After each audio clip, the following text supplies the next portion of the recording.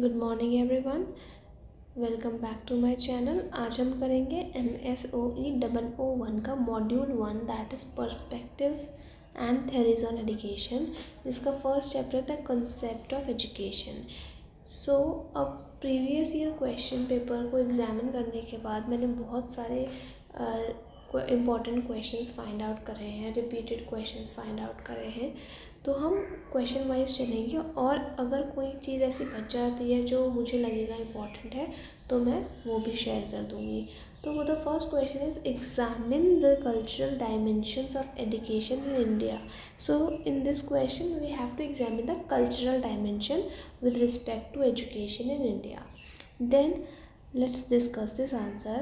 The very first most point is education is mainly provided by public sector. तो education कौन provide कर रहा है? Public sector with control and funding. तो education की control funding 3 levels में हो रही है, that is federal, state and then local.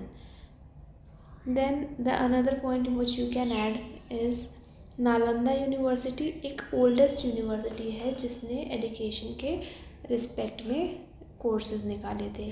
Then जब वेस्टर्न एजुकेशन आया ड्यूरिंग ब्रिटिश राज तो इसमें इनग्रेन्ड जो है वो हमारी इंडियन सोसाइटी के एजुकेशन में हमारा वेस्टर्न एजुकेशन ऐड हो गया। तो वी कैन से कि ये दोनों जो हैं ये दोनों हमारे इंटीग्रेट हो गए।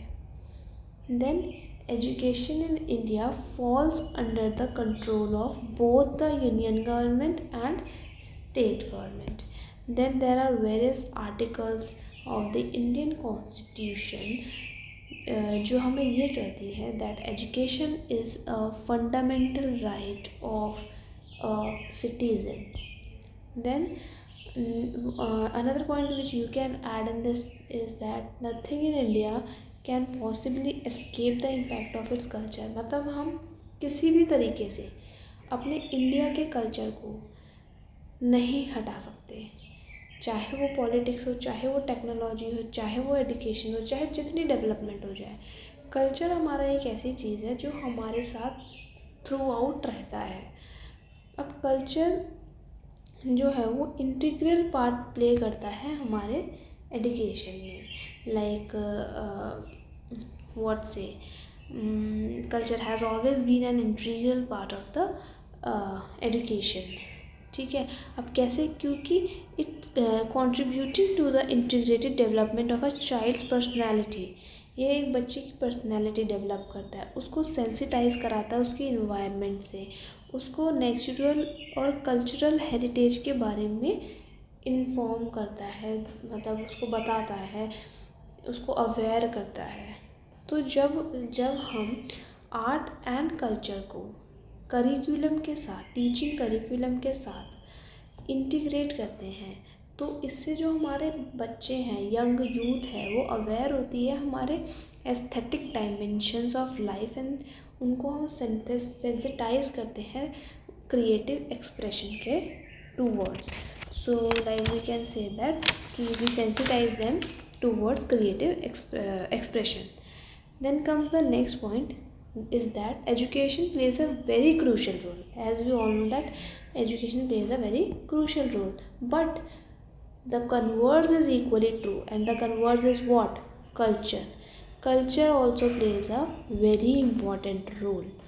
So in both the national policy on education and national policy of culture, they both integrate and emphasize the cultural consequences of education.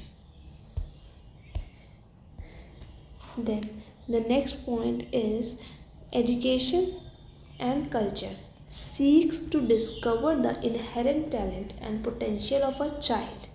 So जब हम एजुकेशन को कल्चर के साथ इंटीग्रेट करते हैं तो ये हमें डिस्कवर क्या करता है? ये बच्चे का इनहेरेंट टैलेंट और उसका पोटेंशियल, और प्लस इसमें उसकी पर्सनैलिटी भी डेवलप करता है। तो विद दिस व्यू एक प्रोग्राम ऑफ एक्शन बनाया गया था कि प्री प्राइमरी से लेके highest level of the formal education तक एक पूरा प्रोग्राम ऑफ एक्शन बनाया गया है कि हम कैसे इंटीग्रेट करेंगे अपनी एजुकेशन में कल्चर को। देन अब कल्चर को जब हम लिंक करते हैं अपना एजुकेशन से, तो there are some features. So the first feature is active participation. तो क्लासरूम में rather than passive learning, there will be active learning, right? So हम फिर टीचर्स को ट्रेनिंग भी देते हैं, करिकुलम को रिफॉर्म करते हैं, और बच्चों को इनकरेज करते हैं कि वो पार्टिसिपेट करें. ठीक है, तो कुछ एक्टिविटीज़ भी हम इंटीग्रेट कर देते हैं. तो जब एक्टिविटीज़ क्लासरूम में आती हैं तो बच्चा ऑटोमेटिकली एक्टिव पार्टिसिपेंट बन जाता है. Then next we have that school provides basic core of facts about India's cultural heritage.